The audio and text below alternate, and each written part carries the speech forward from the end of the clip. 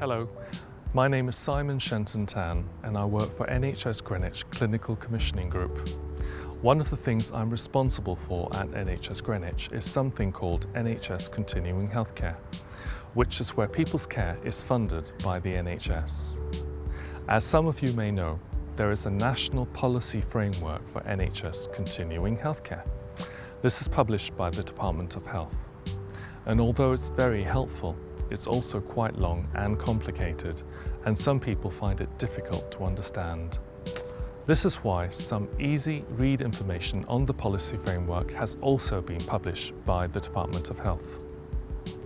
Here at NHS Greenwich CCG, we decided to try to make the national policy framework for NHS continuing healthcare even easier for people and their families to understand. So we've made this film to help explain things better. We've used text, pictures and audio, and there is no spoken information that is not also shown with text or pictures. You can access the film and also the script for the film with additional word bank definitions on our NHS Greenwich CCG website at www.greenwichccg.nhs.uk. The film and scripts can also be found at our partner Enabled Cities website www.enabledcity.com/CHC. We hope you enjoy the film and we hope it helps you to understand NHS continuing healthcare better.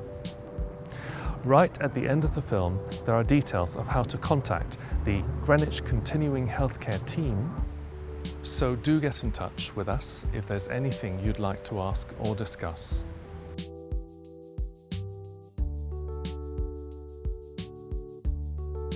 Introduction. This film is a guide for people who may need ongoing care and support because of complicated, intense or unpredictable healthcare needs from a disability, accident or illness. It will explain how the NHS decides if someone's care should be paid for entirely by the NHS. Care that is paid for entirely by the NHS is called NHS Continuing Healthcare. How NHS Continuing Healthcare works is described in the National Framework for NHS Continuing Healthcare, which is written by the Department of Health. Because NHS Continuing Healthcare is such a long name, for the rest of this film we will call it CHC. This film is divided into sections. These are: Introduction, some important facts about CHC, before the process starts, Step 1, the checklist, Step 2, the full assessment, planning your support, reviews, and NHS Continuing Healthcare Fast Track Pathway.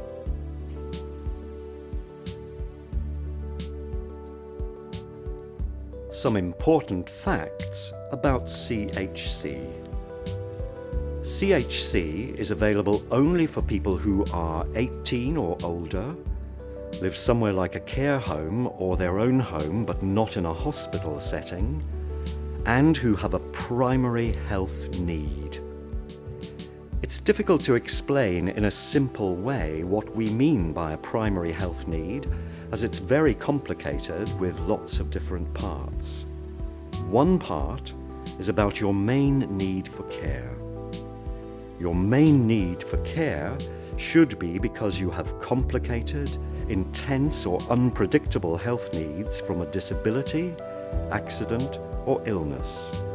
So, if you have difficulty with things like breathing, eating and drinking, taking medicines, moving about, memory and thinking, or other difficulties, you may be eligible for CHC.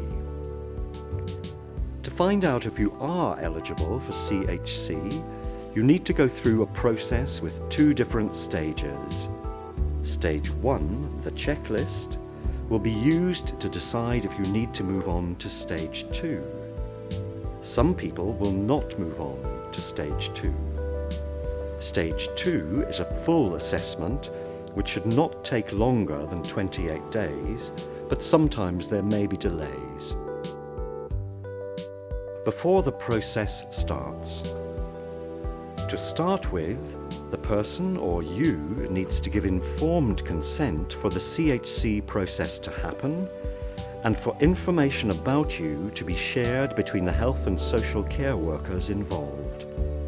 Informed consent means agreeing to something when you have full understanding of what could happen and know all the possible risks and benefits. Your consent may be checked again, or you may be asked for your consent again later in the CHC process. It's important that you understand as much as you can about CHC before deciding if you want to consent. For example, you need to know that if you are eligible for CHC, the NHS will become responsible for and will pay for all your care and support, but you might lose some welfare benefits. If there are worries that you can't give informed consent for any reasons, the Mental Capacity Act has to be used to prove you're not able to give consent. If you can consent, then you decide whether you want the CHC process to happen. If you can't consent, a health or social care worker will normally be the decision maker. The decision maker should talk with all the people who have real interest in you, like family, friends, and care staff. The decision maker listens to everyone and then decides if asking for CHC funding is the best thing for you. This is called a best interests decision. Asking for CHC funding is usually the best thing to do, as if you are eligible, you do not pay anything towards the costs of your care. The best interests decision must be written down. The CHC process can only begin if the best interests decision is that the process should start. Step 1. The checklist. Step 1 in the CHC process is to complete the checklist. This has to be completed by a social care worker or a health worker like a nurse. They will meet with you to discuss your needs. You can have an advocate with you and friends or family, whoever is important. The worker will ask about your health and the help you need. If you have a person-centered plan or another plan, you can use this to help explain your needs. The worker will need to talk to other people about your care needs, like your family or others who support you, and other health or social care workers who work with you. The worker will use all the information to fill in the checklist. You should get a copy of this. The results of the checklist show if you can go on to the next stage or not. The checklist should be sent to the clinical commissioning group even if you are not eligible to go on to the next stage. We call the clinical commissioning group the CCG. If the checklist results show you are not eligible to move on to the full assessment, you can ask the CCG to think again about their decision. Step 2. The full assessment. The CCG will choose someone to coordinate the full assessment so that you have a named person to check things with. The full assessment has two parts: an assessment of your care needs and the decision support tool. The care needs assessment must give accurate and up-to-date information about your health and social care needs. This information should come from you and your family and a multidisciplinary team involved in your care. A multidisciplinary team is a group of 2 or more professionals who are different types of health and social care workers, like psychiatrists, nurses, social workers, care managers, occupational therapists, and so on, who work together. The multidisciplinary team uses all of the information from your care needs assessment to complete the decision support tool. The finished decision support tool helps the CCG decide if you should get CHC or not. The decision support tool has 12 sections called domains. Each domain helps you think about a different care need and consider the sort of support and how much support is needed to manage it. The domains are: 1. Behavior. This is about the way you behave, like being aggressive or noisy, or being frustrated because you have difficulty communicating with others. Some behavior is difficult for others to cope with, which is called challenging behavior, or some behaviors could be a risk to you or other people or things and will need special support and care. 2. Cognition. This is to do with brain skills like memory, understanding risks, decision-making, understanding where you are, and road safety. This affects the type of support you need to manage your day-to-day life and stay safe from harm. 3. Psychological and emotional needs. This is about your mental and emotional health, including things like mood disturbances, hallucinations, or anxiety. It's also about the effects of these, like when people have depression, they may get very withdrawn and refuse to accept help from others, which makes it harder for them to get better. 4. Communication. This is about whether you can express your needs and understand others in ways like talking or signing, use of pictures or braille, hearing aids, or other communication technology. 5. Mobility. This is to do with how well you can move and control your body and if you can stand or walk. It's important to think about your safety and if you are at risk of falling and need support. 6. Nutrition. This is about whether you can eat and drink, and if you need help with this, like feeding by peg, or if you have problems swallowing, like dysphagia. 7. Continence.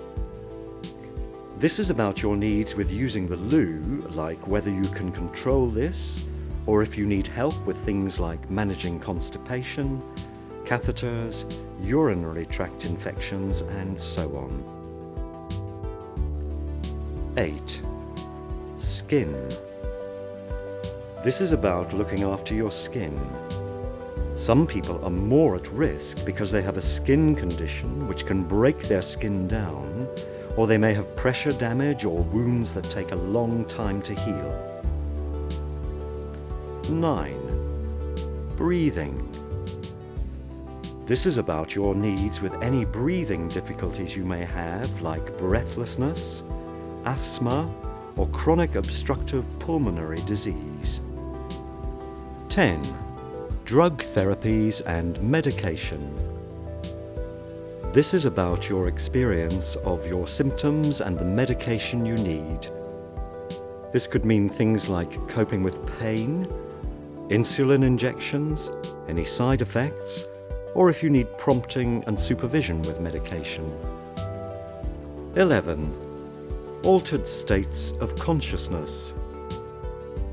This is about the conditions that affect consciousness, like having epilepsy or transient ischemic attacks, TIAs, which are like mini-strokes. Section 12 is for other significant care needs that are not described in the other domains, if the care needs are really important for you. The order in which you think about the domains doesn't matter, as long as you think about other significant care needs last.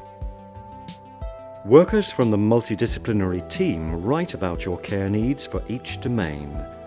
They also measure your needs with these weightings: no needs, low, moderate, high, and for some domains, severe or priority.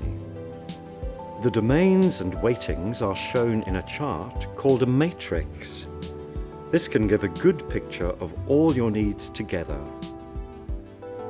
If all your care needs are measured as no need or low need, this shows that you are not eligible for CHC. However, if your care needs include one priority or two or more severe weightings, then you are very likely to be eligible for CHC.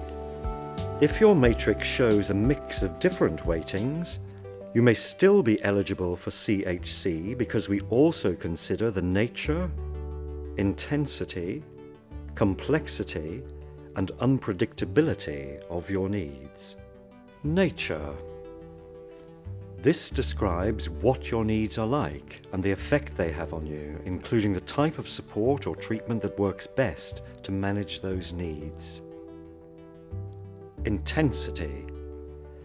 This describes how much, like how often, and how severe your needs are.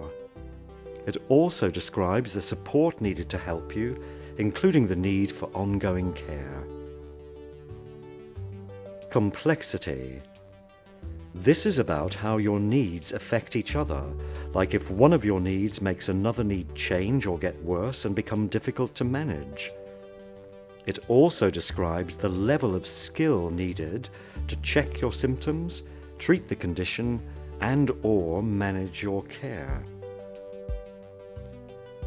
Unpredictability.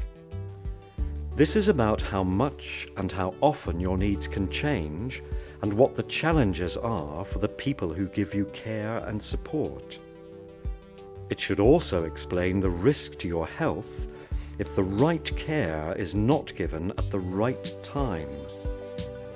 Someone with an unpredictable healthcare need is likely to have a changeable and unstable condition or a quickly deteriorating condition.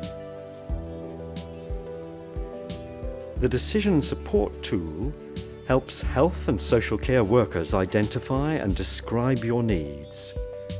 With this knowledge and their skills and professional judgment, they work out if you have a primary health need and if they think you are eligible for CHC. This is called their recommendation. When the Care Needs Assessment and Decision Support Tool are complete, you need to check if you agree with what has been written about you. The multidisciplinary team can give you a copy of all the forms and documents that have been written. The documents and the recommendation are also shared with the CCG, and the CCG decides if they agree with the recommendation. The CCG usually agree with the recommendation from the multidisciplinary team, unless there are very strong reasons why they can't. You will then get a letter from the CCG saying whether you are eligible for CHC. If you are not eligible, the CCG should explain why. If the CCG decides you should not have CHC, you can ask them to think again about their decision. And if you're still unhappy with the CCG decision, you can then ask for an independent review from NHS England. If you aren't eligible for CHC, the NHS may still have a responsibility to provide you with care and support to help you manage your health needs, like by commissioning services or paying for some of your help and support. Care that is commissioned or paid for by a local authority and a CCG is called joint funding or a joint package. If your care is paid for by the CCG and the local authority together, you may have to pay a contribution or part of the cost for your social care. The CCG will not charge you for the NHS care you need. If you're not eligible for joint funding, you may be eligible for support from your local authority. Planning your support. If you are eligible for CHC, The next step is to agree on your health and well-being goals and the care you will get. This is called planning your support. A CHC nurse will work with you to make your support plan. They will talk with you about the health and well-being goals you want to achieve, the care and support you need in your day-to-day life, how your needs and care will be managed, where your care will be given, like in your own home or in a care home, and which organisations will be responsible for meeting your needs. Your wishes should be an important part of the decisions that you both make together. It is possible to use CHC funding to continue with any care or support you are already getting. You would only do this if the care you had was good quality and met your needs. It's also important that any support or care is what you would choose for yourself, as long as it doesn't cost more than the NHS can afford to pay.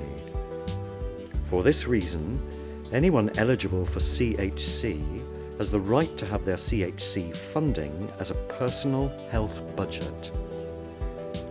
Personal health budgets give people real choice and control over how to meet their health and care needs. Personal health budgets work in a similar way to personal budgets from social care services. They work in 3 ways, or a mix of these, which are: 1. The money can be held by the NHS. 2. The money can be held by an organisation that you choose or agree to. 3. The money can be held by you as a direct payment for healthcare, so you buy and manage your own care. A personal health budget is not new money. It just allows you to use NHS funding to plan your care in different ways that work better for you. Reviews. If you are eligible for CHC and your care package is started, the CCG will check things with you after 3 months. They will check to see if the care you get is meeting your needs and goals, and if CHC is still needed. This is called a review. After that, the CCG will meet with you every year for a review. Each review will check to see if your needs and goals are being met, if your care package still fits your needs, and if you are still eligible for CHC. NHS Continuing Healthcare Fast Track Pathway. If you have a health condition that is getting much worse quickly and you are near the end of your life, you may be eligible for the CHC Fast Track Pathway. This is when things are done very quickly, so you can get treatment and support as urgently as possible. To get your care fast-tracked, a doctor or other health professional has to complete one referral form called the Fast Track Pathway 2. This form is used to explain that you have a quickly deteriorating health condition and that you may be near the end of your life. This form goes to the CCG. Fast track referrals from health professionals are usually accepted straight away, but the CCG may need to check some information if they have any questions. The checklist, health needs assessment, and decision support tool are not used if you need fast-track care. But if your health improves or stabilises while you're on the fast-track pathway, a full CHC assessment will be completed. This helps the CCG check if you still need CHC. To find out more about NHS CHC in Greenwich, email or phone the CHC team at Greenwich Clinical Commissioning Group. Email is greccg.continuingcare@nhs.net. Phone number is 020 3049 9000. Here are some members of the CHC team talking about what they do.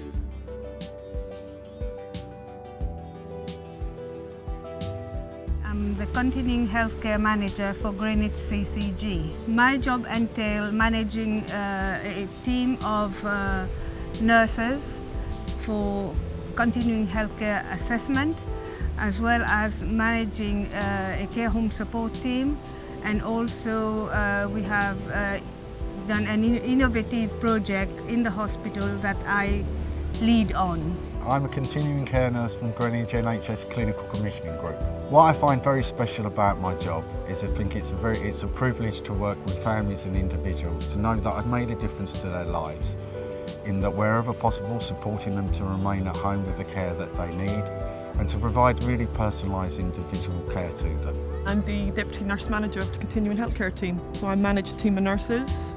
I also lead on personal health budgets for people who are eligible for continuing healthcare. I'm a learning disability nurse by profession, so I ensure that people with learning disabilities are included in the assessments for continuing healthcare. But as part of that, I, across the board for everybody else, ensure that their assessments are personalised and person-centred.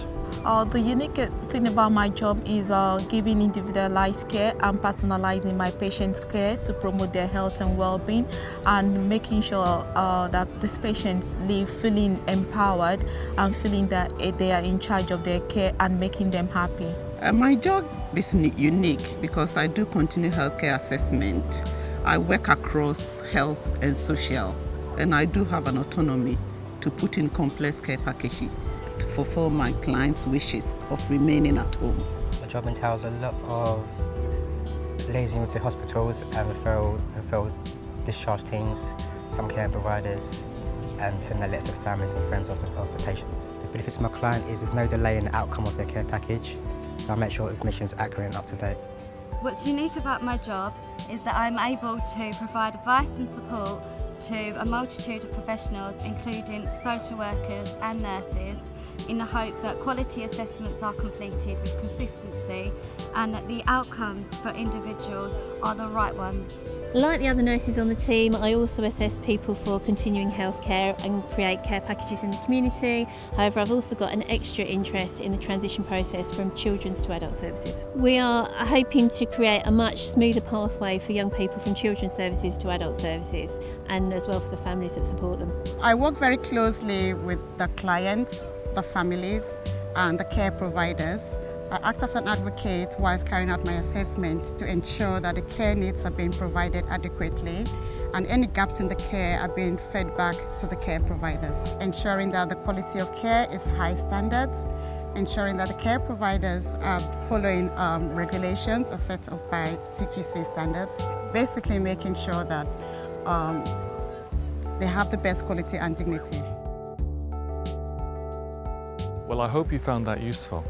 If you would like to discuss continuing healthcare or anything else with the Greenwich Continuing Healthcare team, please contact us at our telephone number on 020 3049 9000 or at our email address greccg.continuingcare@nhs.net.